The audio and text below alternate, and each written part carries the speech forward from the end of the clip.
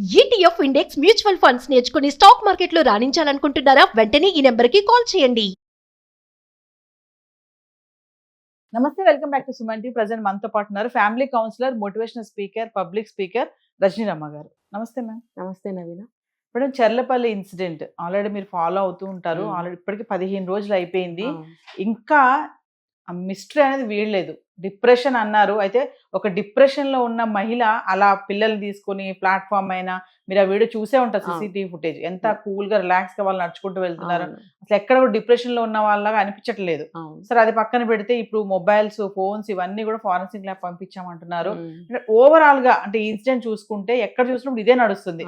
పిల్లల్ని తీసుకెళ్లి పిల్లల్ని ఎందుకు ఇంత బలవన్మరణానికి పాల్పడింది, పిల్లల్ని ఎందుకు తీసుకెళ్ళింది, ఏదైనా ప్రాబ్లం సమస్యలు ఉంటే ఆమె చనిపోవచ్చు కదా. చాలా కేసెస్ చూసాం.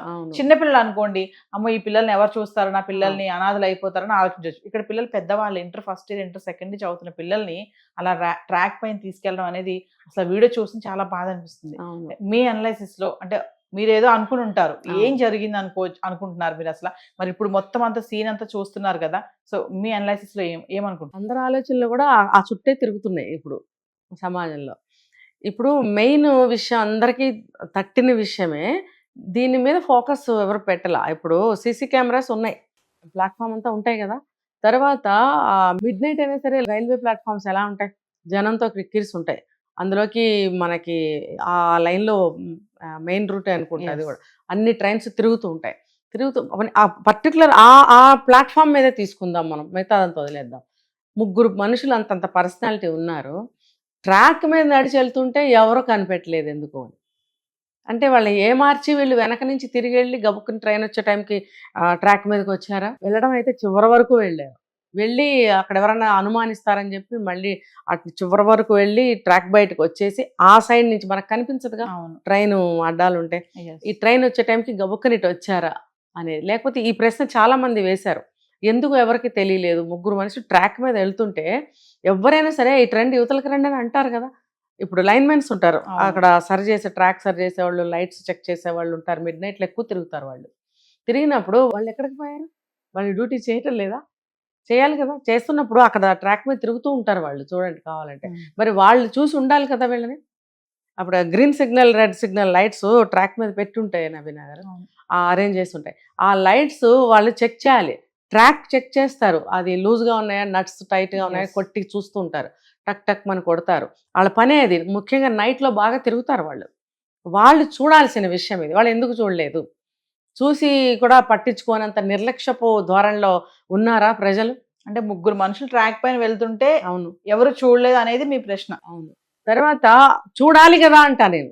అంటే వాళ్ళని కూడా మార్చి ఎలా వచ్చి ట్రాక్ మీదకి వచ్చి వాళ్ళు ట్రైన్కి గుద్దుకున్నారనేది ఒక పెద్ద సందేహంగా ఉంది నాకు. అంత ప్లాట్ఫామ్ మీద జనాలు ఉంటారు, ఎవరో ఒకళ్ళు చివరికి బెగ్గర్స్ అయినా ఉంటారు అక్కడ, ఉంటారా? ఛాయ్ అమ్ముకునే వాళ్ళు ఉంటారు, వాటర్ అమ్ముకునే వాళ్ళు అన్నీ ఉంటారు. కనీసం అట్లీస్ట్ ఎవ్వరు పట్టించుకోలేదా? ఎంత ప్లాట్ఫామ్ చివరైనా సరే మనుషులు అనేవాళ్ళు ఉంటారు. నెంబర్ 2 ఏంటంటే, జనవరి 28 నుంచి 31 వరకు ఆ 3 డేస్లో ఏం జరిగిందని చాలామంది అనుమాన పడుతున్నారు.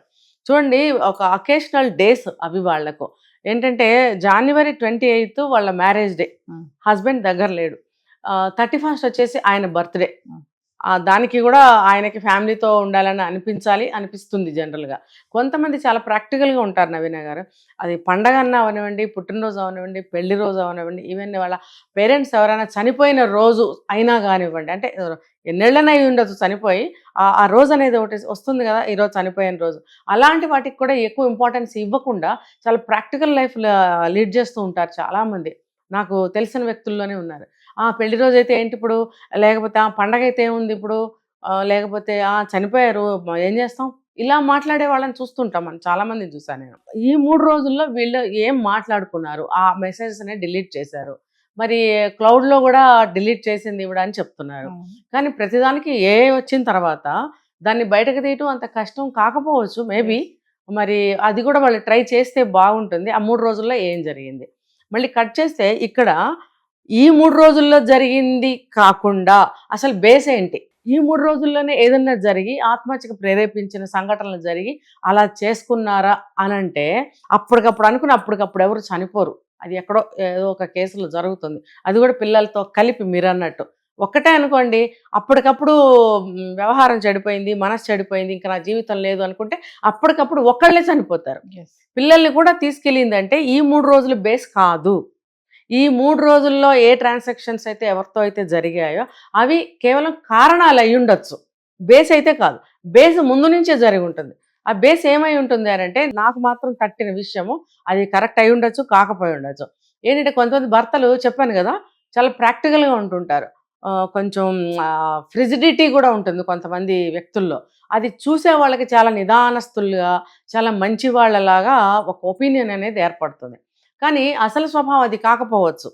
కోర్స్ మంచి వ్యక్తి అయితే అయి ఉండొచ్చు కాక దేనికి స్పందించని మనసులు ఉంటే భార్య బిడ్డలు నిజంగానే మానసికంగా బాధపడతారు తెలుసా నవీన. ఇప్పుడు భర్త ఉన్నాడు లేకపోతే భార్య ఉంది, ఆప్యాయంగా పలకరించాలి, ఫ్రీక్వెంట్గా దూరాన్ని ఉన్నప్పుడు ఫోన్లు చేసుకోవాలి, పిల్లలు ఎలా ఉన్నారు, నువ్వెలా ఉన్నావు, ఆరోగ్యం ఎలా ఉంది, డబ్బులు సరిపోతున్నాయా, నేను ఫలానా రోజున వస్తాను, మనం ఫలానా ఒక అకేషన్కి అటెండ్ అవుదాము, లేదా ఒక ట్రిప్కి వెళ్దాం, ఆశాజనకమైనటువంటి మాటలు జరగాలి, కన్వర్జేషన్స్ అనేవి. అసలు వీళ్ళ మధ్యన అలాంటివి జరుగుతున్నాయా లేదా గత కొంతకాలం నుంచి, కోఆర్డినేషన్ ఉందా లేదా, ముఖ్యంగా ఆశాజనకమైనటువంటి మాటలు జరగాలి ఫ్యామిలీలో, అంతే కదా. ఇప్పుడు తండ్రి దూరాన్ని ఉన్నప్పుడు తల్లి ఒక్కటే మెయింటైన్ చేయాలి. మెయింటైన్ చేయాల్సినప్పుడు పిల్లలు ఖచ్చితంగా నాన్న ఎప్పుడు వస్తారు, నాన్న ఉంటే బాగుండు, నాన్నకి ఏదో చెప్పాలనే కొడుకుగా అతనికి ఏదన్నా ఉండొచ్చు. మగపిల్లలు ఎక్కువగా అనుకుంటారు, ఆ జెండర్ అటువంటిది కాబట్టి తల్లికి చెప్పలేక నాన్నతో ఒకవేళ చనువు ఎక్కువ ఉంటే నాన్నతో చెప్పాలి అని అనుకోవచ్చు. అది అబ్బాయి అవ్వచ్చు, అమ్మాయి అవ్వచ్చు. కానీ అబ్బాయిలు ముఖ్యంగా మేల్ కాబట్టి తండ్రికి చెప్పుకోవాలని అనిపించవచ్చు కొన్ని సంఘటనలో. సో అది బయటకి పెట్టలేక నాన్న ఎప్పుడు వస్తారు అని అడుగుతూ ఉంటారు. అడుగుతూ ఉన్నప్పుడు ఈవిడేం చెప్పాలి, పని ఒత్తిడిలో ఉన్నారు అంటే ఈవిడంటే ఈవిడ కదా ఒక మదర్, పని ఒత్తిడిలో ఉన్నారు, రాలేకపోయారు, వస్తా అని చెప్పారు, వచ్చినప్పుడు మనం పలానా ట్రిప్కి వెళ్దామన్నారని ఆశగా పిల్లలకి చెప్పగలగాలి. అలా కాకుండా ఆయనకి ఇల్లు పట్టదు, ఆయనకి ఉద్యోగం ఉంటే చాలు, నేనున్నాను కదా ఇక్కడ చూసుకోవడానికి, ఇంకా ఆయనకి అవసరం ఏముంది, నా కష్ట సుఖాలు, నా మనసులో బాధలు, నా అనారోగ్యాలు నేనెవరికి చెప్పుకోను, అలా నిరాశాజనకమైనటువంటి మాటలు పిల్లలతో మాట్లాడితే వాళ్ళ మైండ్ కూడా కొంత కాలానికి వీక్ అయిపోతుంది. చూడండి, స్కూల్లో కానీ కాలేజ్లో కానీ ఇలాంటి ఫ్యామిలీలో సమస్యలు ఉన్న పిల్లలు స్కూల్లో ఎవరితో కలవలేరు, సరిగ్గా నవ్వలేరు, కలగొలుపుగా మాట్లాడలేరు, ఒక ఆటల్లో పాల్గొనలేరు, ఎప్పుడు చూసినా మూడీగా. అంటే నాకు తెలిసిన 2-3 పిల్లల గురించి నేను చెప్తాను. వెళ్తారు, ఒక ఆటల పీరియడ్ ఉంటుంది స్కూల్లో, దూరంగా నుంచుంటారు, కలవలేరు, వచ్చి ఆడు అంటే కూడా అంటుంటారు, దగ్గరికి రారు. అవతల వాళ్ళు పలకరించినా సరే ఎలా జవాబు చెప్పాలో తెలియని స్థితిలో ఉంటారు వాళ్ళు. ఎలాగోలా చేయి పట్టుకుని బాగా ఇంట్రెస్ట్ ఉన్న ఒక ఫ్రెండ్ లాక్కెళ్ళింది అనుకో, ఆడలేక ఫెయిల్ అయ్యి బయటకు వచ్చేస్తారు. ఎందుకు అంటే ఇది మానసికమైన పరిస్థితి సరిగ్గా లేక, భయాందోళనలు మనసులో, నేను వెళ్ళి ఆడితే ఏమంటారో, నాకు ఆడటం రాదు కదా, మా అమ్మ కొంచెం దూరంగా ఉండమని చెప్పింది కదా, ఇలాంటి భావాలతో కొట్టుమిట్టాడుతూ ఉన్న పిల్లలు ఖచ్చితంగా దేనిలోనూ కలవలేరు. వాళ్ళని ఆ మైండ్ ఉన్న వాళ్ళే వాళ్ళని చూసి గ్రహించగలుగుతారు, అందరూ గ్రహించలేరు. అంటే ఇక్కడ తల్లి పిల్లలతో అన్ని షేర్ చేసుకుంది, తన నిరాశలు తన బాధలు ఇవే పిల్లలకి చెప్పటం వల్ల గత కొంతకాలం నుంచి పిల్లలు కూడా అదే మైండ్ వచ్చేస్తుంది ఆటోమేటిక్గా. ఇప్పుడు మళ్ళీ ఫోన్ చేసినప్పుడు మళ్ళీ అవే మాట్లాడటం, మళ్ళీ ఫోన్ చేసినప్పుడు మళ్ళీ అవే మాట్లాడటం. చివరికి ఏమవుతుందంటే అనుకుందాం, ఒక ఊహాగానాలు చేయొద్దు మనం, కానీ ఎవరికి అంతు పట్టడం లేదు కాబట్టి మనం కూడా కొండను తవ్వి ఒక చిన్న ఎలుకను పట్టుకున్నట్టు ఈ 3 రోజుల్లో ఏం జరిగి ఉండొచ్చు, ఇది బేస్కి ఏమన్నా కారణమయ్యిందా అనేది నా అనుమానం. ఈ 3 రోజుల్లో ఏమన్నా పీక్కి వెళ్ళిందా వాదన, కానీ గొడవ కూడా ఏం అవ్వలేదు అంటున్నారు, వాదన అయి ఉండొచ్చు, లేకపోతే మానసికమైనటువంటి స్థితి దిగజారటమే కావచ్చు. ఈ 3 రోజుల్లో ఏమన్నా జరిగిందా, ఆ స్థితిలోనే ఆ మనస్తత్వంతోనే పిల్లలతో మాట్లాడి ఇంకా మనం వేస్ట్, మీ నాన్న పట్టించుకోవట్లేదు, మనం ఏదన్నా చేసేసుకుందాం అని పిల్లల్ని బయటకి తీసుకొచ్చిన తర్వాత అంటూ రైల్వే ట్రాక్ తీసుకెళ్ళిందా. సొంత ఇల్లు కూడా కట్టుకుంటున్నారు మేడం, కదా అండర్ కన్స్ట్రక్షన్ లోనే ఉంది, అది కూడా మీరు చూసే ఉంటారు. మరి చక్కగా ఇల్లు ఉంది అన్ని, ప్లస్ ఇంకోటి ఏంటంటే అన్ని ఆమె పేరు మీదే ఉన్నాయంట, ఫినాన్షియల్ గా మంచి స్టెబిలిటీలో ఉన్నారు, చక్కగా పిల్లలు బాగున్నారు. మరి అంతలాగా ఇప్పుడు డిప్రెషన్ అంటున్నారు, ఇంకేవో చాలా వచ్చాయి, బ్లాక్ మ్యాజిక్ చేశారన్న డిప్రెషన్ అంటున్నారు, ఇప్పుడు హస్బెండ్ తో సమస్యలు కూడా ఎక్కువ ఏమీ లేవు అని అంటున్నారు. అంటే అలోన్ గా తనకు తానే, అంటే మీరు అన్నట్టుగా ఇదేమీ కాదు, బ్లాక్ మ్యాజిక్ కాదు. డిప్రెషన్ ఉన్న వ్యక్తి అయితే ఈ జనవరి 28 నుంచి 31వ తారీఖు వరకు భర్తతోనే కావచ్చు, వేరే వాళ్ళతో బిజినెస్ కానీ ఏదైనా కానీ గొడవ పడి ఉంటే కనుక ఆవిడ డిప్రెషన్కి లోన్ అయినట్టయితే కనుక తనకు తానే తీసుకుంటుంది ప్రాణం. అంత పెద్ద అయిన పిల్లల్ని బలవంతంగా అప్పటికప్పుడు రండి రా చచ్చిపోదాం అంటే ఎవరు వస్తారు? రారు. తిట్టి 4 బరబరా లాక్కొస్తారు. కానీ మరి వీళ్ళు అలా చేయకుండా అమ్మ చెప్పినట్టుగానే ముగ్గురు మాట్లాడుకుంటూ నిజమే నిజమే అవును నిజమే నిజమే అన్నట్టుగా ఉంది వాళ్ళ మాట్లాడే తీరు. అక్కడ తలకాయ వంచుకుని మాట్లాడుకుంటూ వెళ్తున్నారు అని అంటే తల్లి చెప్పేది వింటున్నారు. అప్పుడు మీరు ఏదన్నా నాకు చెప్తుంటారు ఏదన్నా, నిజమే నవీన, అవును నిజమే, అవును నిజమే, ఏం చేయాలి ఇప్పుడు ఇలా అంటాను అనుకోండి, నేను ఏమవుతుంది మీ మనసు నా మనసు అటే వెళ్తుంది. నాకు అనిపించింది ఆ సిచ్యువేషన్లో అట్లాంటి కన్వర్జేషన్స్ మాటలు ఏమన్నా జరిగాయా వాళ్ళ మధ్యన ఆ 3 రోజులు జరిగిన దాని మీద వెనక జరిగిన గత కొంతకాలం నుంచి వీళ్ళు ముగ్గురు తయారైన స్థితి ఏదైతే ఉందో అది ఈ 3 రోజులు జరిగిన దానికి ఏమైనా కారణమైందా చనిపోవడానికి అనేది నాకు అనిపిస్తుంది. మరి పోలీసులు పాపం చాలా కష్టపడుతున్నారు. ఇప్పటి వరకు వాళ్ళకు కూడా ఏ క్లూ దొరకలేదు మేడం, దొరకట్లేదు, ఎక్కడ దొరకట్లేదు. ఎందుకంటే ఆవిడ హైలీ టాలెంటెడ్ ఐటీ ఎంప్లాయ్ అయినప్పుడు ఆవిడ మన ఆన్లైన్ లో ఏదైనా సరే యూజ్ చేసి పడేస్తారు, వెతుక్కుంటాం. అలా వాళ్ళకి అదేం ఉండదు. కరతలామలకం అంటారు కదా, ఇలా ఇలా చేతులతో చేసేస్తున్న నిమిషాల్లో కళ్ళు మూసుకొని చేస్తారు వాళ్ళు.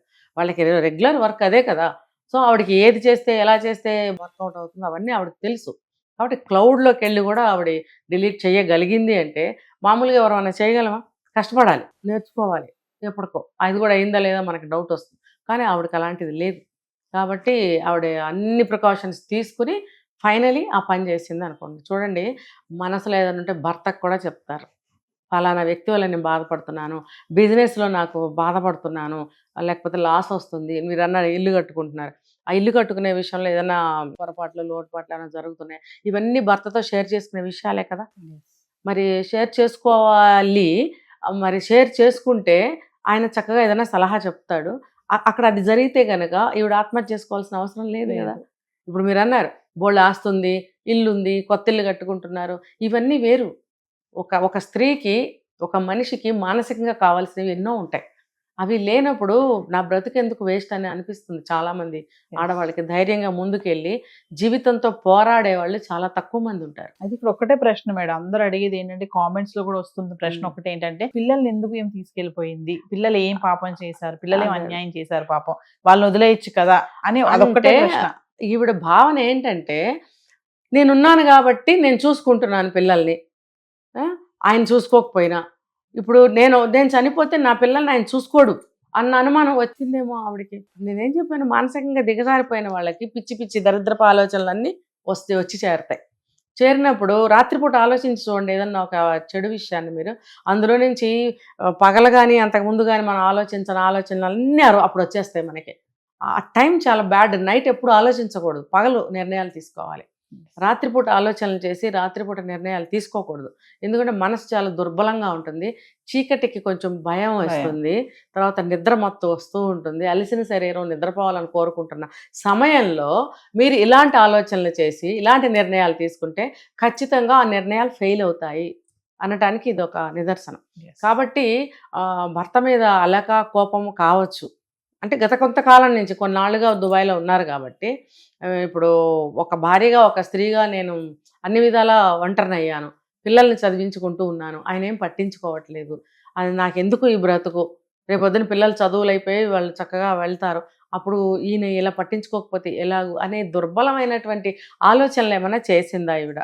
అందుకనే పిల్లలకి కూడా అలా నేర్పుతూ వాళ్ళని కూడా ఆ మైండ్ వాళ్ళకి ట్యూన్ చేసిందా అనేది నాకు వస్తుంది అనుమానం. చూద్దాం మేడం, మరి ఏం వస్తుందో దీనిపైన పోలీసు వాళ్ళు ఎట్లా దీన్ని ఛేదిస్తారనేది చూడాలి. ఇది ఒక ట్విస్ట్ అయిపోయింది, మిస్టరీ అయిపోయింది. ఈ రోజు వరకు కూడా ఏంటి అనేది అయితే తెలియరాలేదు, వెయిట్ చూడాలి. దీనికి చేశారో లేదో తెలియదు, హస్బెండ్ ఫోన్ కూడా ఒకసారి చెక్ చేయాలి. తర్వాత ఇంకా ఆమెకు తెలిసిన వాళ్ళందరూ ఫోన్లు కూడా చెక్ చేస్తే బెటర్. Thank you.